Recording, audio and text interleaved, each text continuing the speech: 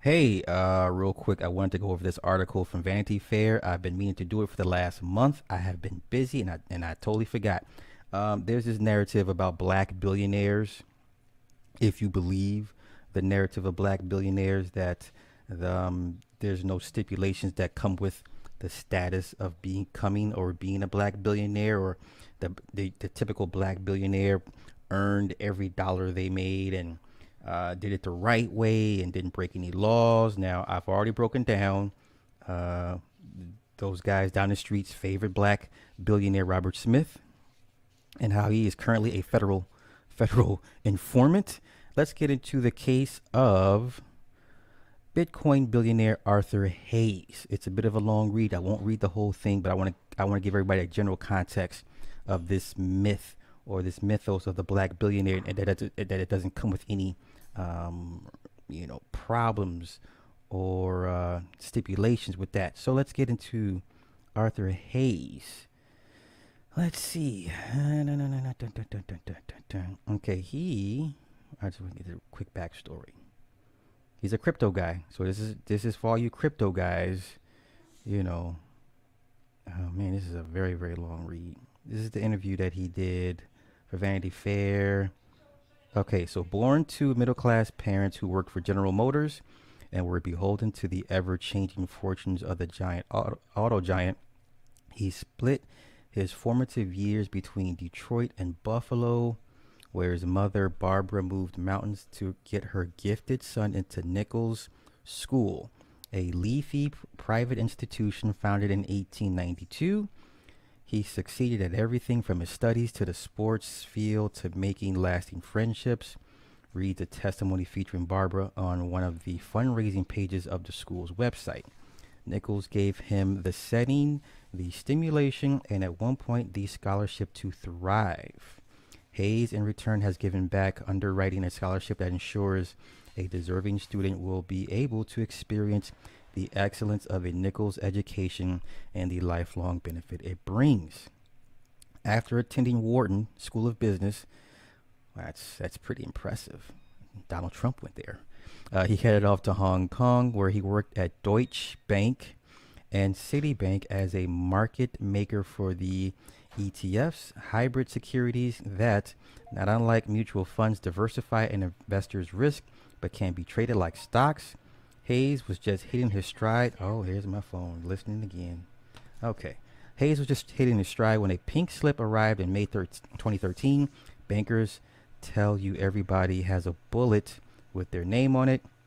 He explained one afternoon over tea at the Marina Bay Sands in Singapore.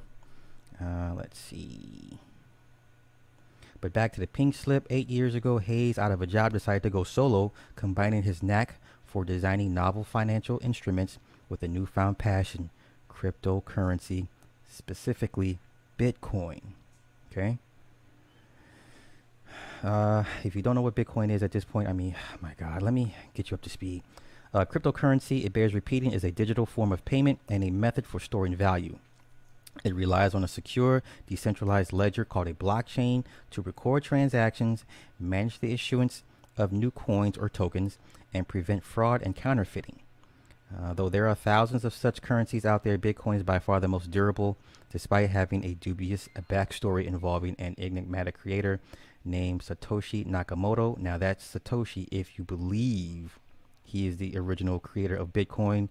There are other stories saying there are other men that run oligarchs that are actually the actual founder of Bitcoin, but that's debate. That's up for debate. Let's see. Okay, whose existing identity has never been established. Bitcoin's blockchain was designed so that only 21 million virtual coins would ever be mined.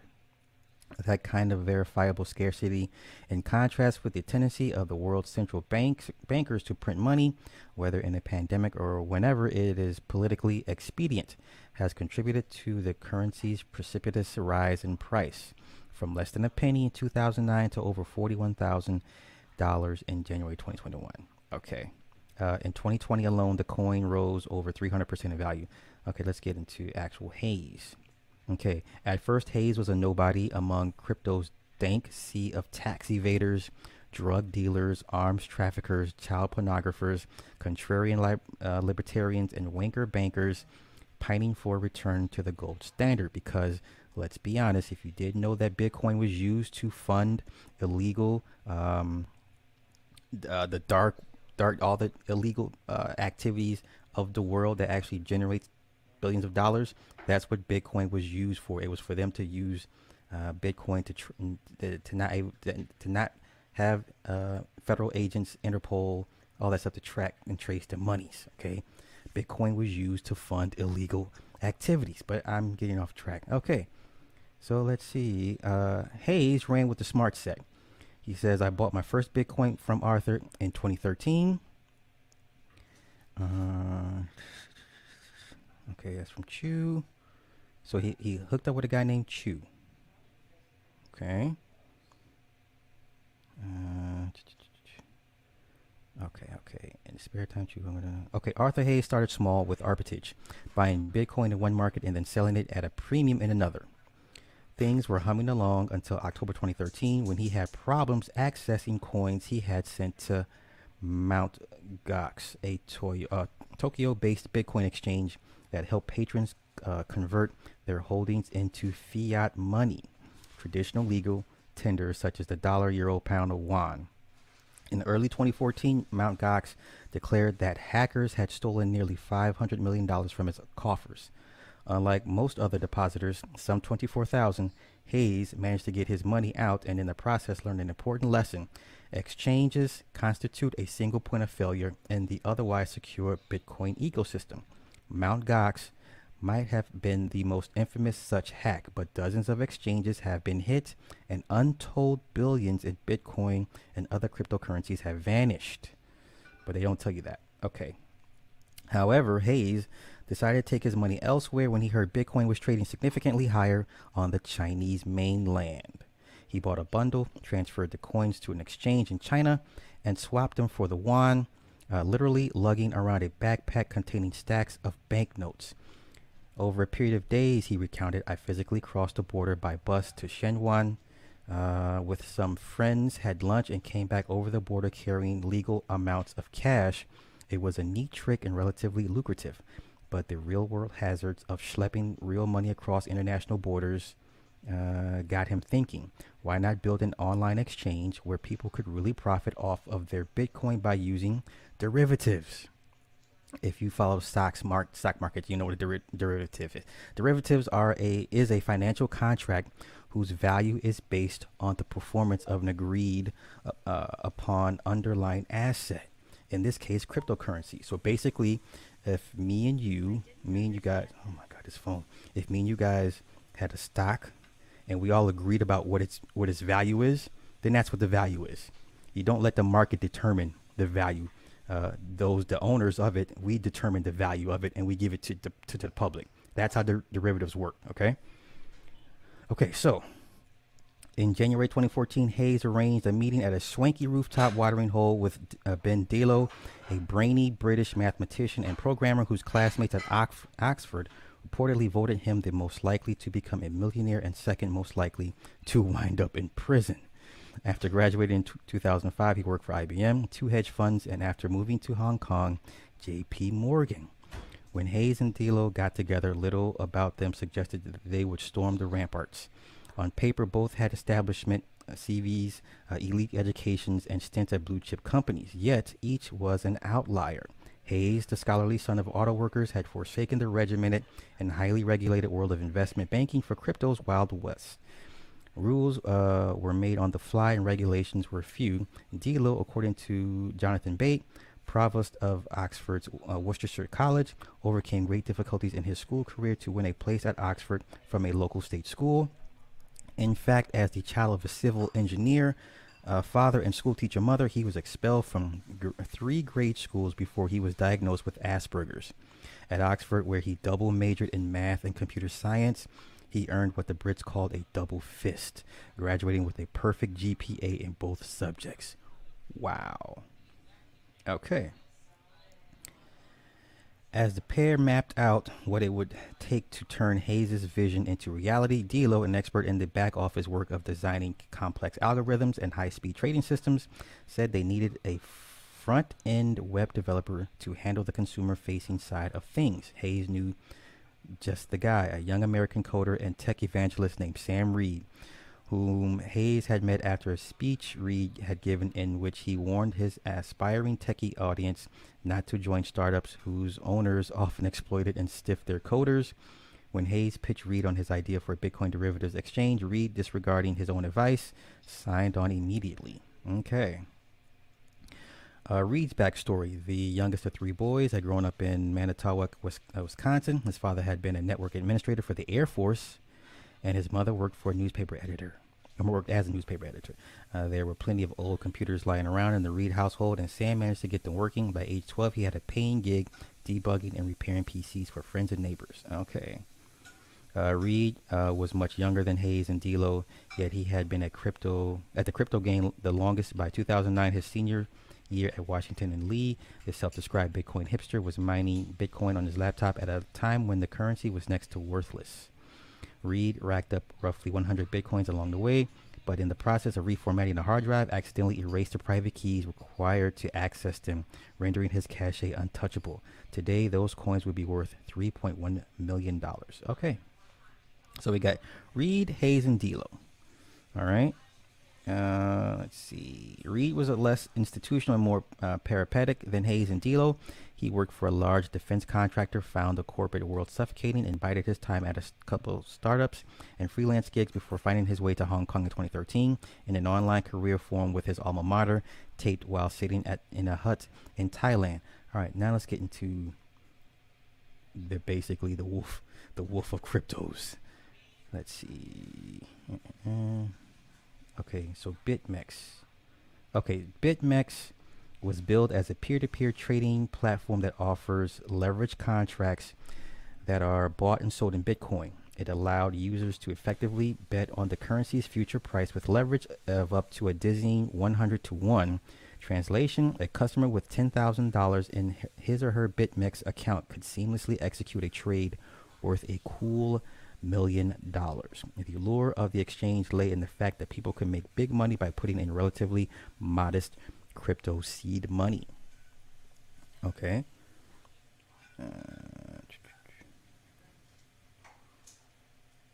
Okay. The birth of BitMEX 6 years ago was perfectly timed yet dangerously fraught. In the eyes of the U.S. authorities, Bitcoin was then transitioning from being the favorite currency of bad actors to being an investment-grade asset that institutional players were starting to buy as a safeguard against inflation and as for its promise of outsized returns. Hayes, D'Lo, and Reed were in the catbird seat and began to accumulate serious wealth. All three billionaires, according to sources familiar with their finances. And here they are in the middle. Okay? Okay. Let's get into it further down. Okay. Understanding that what BitMEX was selling is perhaps less important than whom the company was willing to sell it to. In our early conversations, Hayes insisted that BitMEX was careful to have no American customers and that technological barriers such as blocking U.S. IP addresses kept American clients off the platform and stateside regulators at bay. But U.S. officials said that wasn't the case. It did not escape their attention that BitMEX had plenty of American depositors, many of whom disguised their location by using VPNs. They were flocking to BitMEX by the thousands, and even though Hayes is a product of the banking establishment, where whole departments are dedicated to enforcing anti-money laundering and know your customer requirements, his immersion into the deeply libertarian world of crypto seems to have blinded him to certain realities. Among them, U.S. authorities have wide reach, long memories, and an affinity for knocking down people to size, especially brash upstarts. Okay?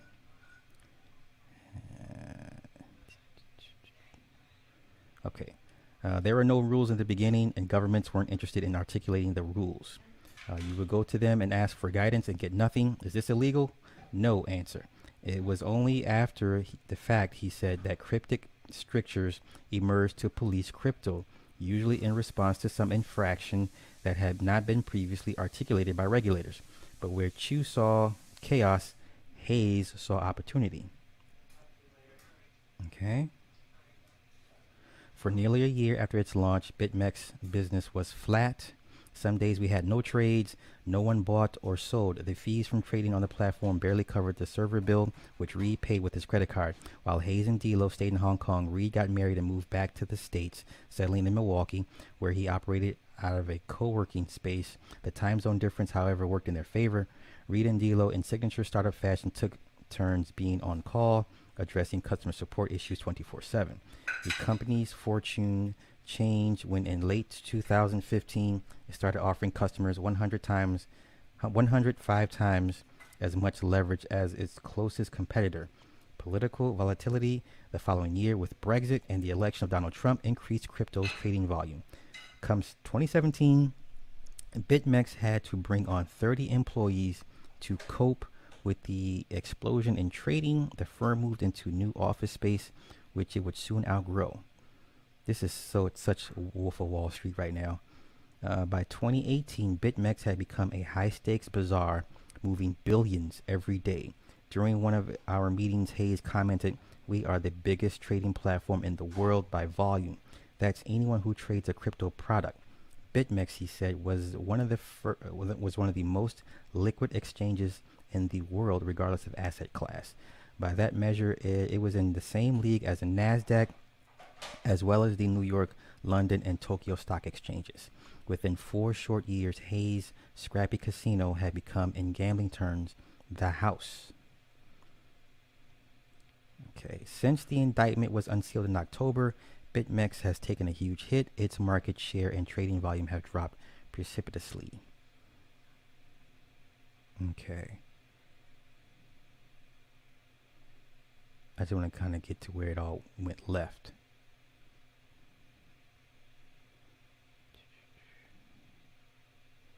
All right, so true, the firm's partners had differing approaches to their images and their booming businesses. Hayes, who didn't mind ruffling feathers, reveled in the role of financial renegade. Sam Reed kept an extremely low profile, a secret billionaire on paper walking the streets of Milwaukee. Now, that is the perfect example of how black billionaires versus white billionaires conduct themselves when it comes to showing off the wealth. Okay, so we clearly have the white man who prefers to keep a low profile, but the brother couldn't help himself. It had to be flashy because let some people tell it, well, that's in our nature. We've always been a flashy people, blah, blah, blah. Okay. Ben D'Lo, however, seemed to hunger for mainstream acceptance. And when BitMEX was declared the world's largest cryptocurrency exchange in 2018, a string of British newspapers dubbed him the UK's youngest self-made billionaire. That October, he donated £5 million to Oxford's Worcester College, and a few months later signed the Giving Pledge, designed by Bill and Melinda Gates and Warren Buffett as an open invitation for billionaires to publicly commit to giving the majority of their wealth to philanthropy. Okay. 2 years ago, BitMEX leased the 45th floor of Chung Kong Center, the most expensive real estate in Hong Kong and home to Goldman Sachs, Barclays, Bloomberg, and Bank of America. Hayes, D'Lo, and Reed were literally moving in on the establishment, but ever eager to make a statement. BitMEX kitted out its offices with an accessory none of those stodgy legacy companies had, a large aquarium inhabited appropriately enough by live sharks. Okay, now we're coming to it. The summer of 2019, the amount of money moving through BitMEX was staggering. On June 27th, the company announced it had set a new daily record, trading $16 billion. 2 days later, Hayes tweeted, $1 trillion traded in a year. The stats don't lie. BitMEX ain't nothing to be fucking with. I'll see you on Wednesday. The man he was tweeting was at Noria Rubini, a respected NYU economics professor and BitMEX's fiercest critic. Dubbed Dr. Doom, Rubini sat on President Clinton's Council of Economic Advisors and served as the Treasury Department, the International Monetary Fund. You done got on the wrong person's radar. And the World Bank. In other words, he was about as establishment as Hayes was contrarian. On July 3rd, the pair faced off on stage at the Asia Blockchain Summit in what was publicized as the Tango in Taipei, taking their seats as the theme from Rocky blared overhead. The professor spoke first and went straight for the jugular. He says, I quote, "Shitty behavior occurs in this particular industry. Con men, criminals, scammers, and snake oil salesmen, and so on. Next to me is a gentleman who works with degenerate gamblers and retail suckers, non-accredited investors." In his Italian accent and English, Rubini stressed, "There's a whole nice Twitter feed called BitMEX Wrecked." Wrecked means fucked in the ass, where every other second somebody has been liquidated by these guys, and thousands of them have gone into financial ruin. Ruined. Ruin. That's a Family Guy moment. Ruined. He accused the company of bucking regulations, insisting that with BitMEX, everybody gets wrecked, with the exception of Hayes and his colleagues, who Rubini said reap commissions and fees and maintain a liquidation fund that profits off of people's going bankrupt.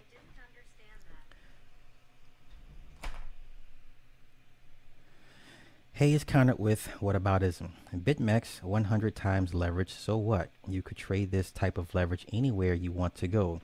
In the United States, we have things called exchange traded funds. There was one great one, and it was based on the idea of short volatility. A one-day spike in February 2018 in the most highly regulated financial market in the world, highly liquid, and all these nice banks people with suits on went to nice universities, and your ETFs went to fucking zero. Wrecked. It was a curious line of argument for someone who got his start in finance by building and pushing ETFs. Okay. And they went back and forth. Okay. Now here we go. A few weeks later, Dr. Doom blasted back with a scathing op-ed titled "The Great Crypto Heist." In it, he raised red flags about systemic illegality and offshore exchanges. Still fuming from Taipei, he trained his ire on BitMEX and its CEO, accusing them of sketchy business practices such as using an internal for-profit trading desk to run to front run their own clients, deriving up to half of their profits from liquidations. The suggestions being that BitMEX is highly incentivized to screw over the very people who trade on the platform.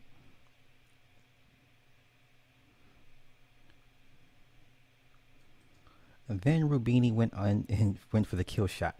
He says, BitMEX insiders revealed to me that this exchange is also used for daily money laundering on a massive scale by terrorists and other criminals from Russia, Iran, and elsewhere. The exchange does nothing to stop this as it profits from these transactions. He's closed by shaming regulators who he said have been asleep at the wheel as the crypto cancer has metastasized. Okay, so here we go. Here's where it all comes tumbling down. At 6 a.m. on the morning of October 1st, 2020, FBI agents pulled up to a large colonial in a comfortable Boston suburbs. Records show that the house had been purchased a year before by a Delaware LLC. The property's real owner, Sam Reed, was taken away in handcuffs. Hours later, Audrey Strauss, the acting U.S. attorney for the Southern District of New York, and William Sweeney Jr., head of the FBI's New York field office, announced the indictment of BitMEX founders Hayes, Delo, and Reed, along with their close friend and first hire, Gregory Dwyer.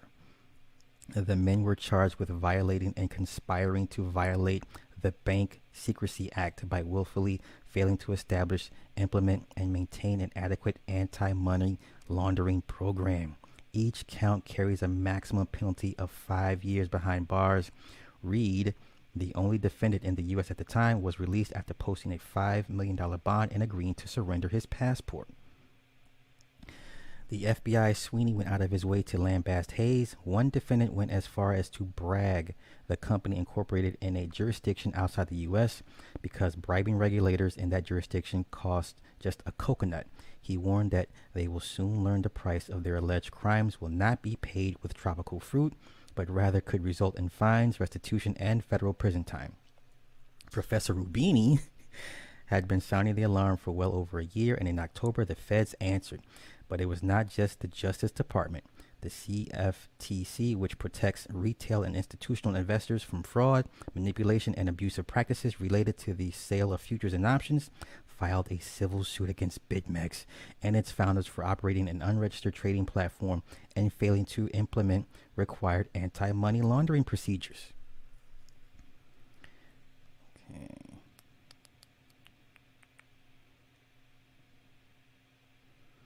By contrast, when the Justice Department went after another crypto trading platform called BTCE in 2017, it did so with a 21-count indictment for, among other things, identity theft and facilitating drug trafficking, as well as helping to launder money for criminal syndicates, including those allegedly responsible for the Mt. Gox hack.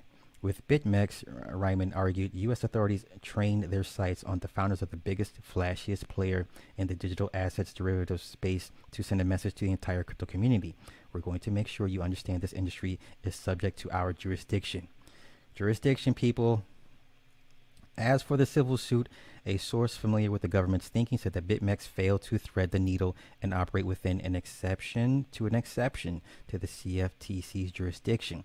An unregistered exchange like BitMEX, in fact, is allowed to sell leveraged commodities to American retail investors, but it has to complete those transactions within 28 days. The problem is that some of BitMEX's most popular products, called perpetual swaps, were designed not to expire and to instead allow people to keep their trading positions open. In short, Hayes, Delo, and Reed, three savvy guys with plenty of high-priced legal help, fell prey to a 1936 law, the Commodity Exchange Act, which was amended by 2010's Dodd-Frank Act. Now, I remember that. Which was further clarified by the CFTC's new guideline on such trades, introduced only last March. Okay. The commission did not buy the company's line that it was off limits to Americans. According to a civil filing, BitMEX derived much of its volume and fees from U.S. customers. Prosecutors allege that the company's anti-money laundering and know your customers policies and practices were merely window dressing. BitMEX allows customers to open accounts with an anonymous email and password and a deposit of Bitcoin. BitMEX does not collect any documents to verify the identity or location of the vast majority of its users. The CFTC told a federal court that it seeks disgorgement of ill-gotten gains, civil monetary penalties, restitution for the benefit of customers, permanent registration and trading bans, and a permanent injunction from future violations. By charging BitMEX founders personally with serious crimes carrying up serious time, officials have angered many in the wider crypto community. Some feel that the game is rigged. No shit. Show me a bank that doesn't have money laundering violations and I'll show you a piggy bank. It's a double standard. Who went to jail from HSBC for their money laundering, and you know their Iran deals and all of these kinds of sanctions violations. They got fined. He's not wrong.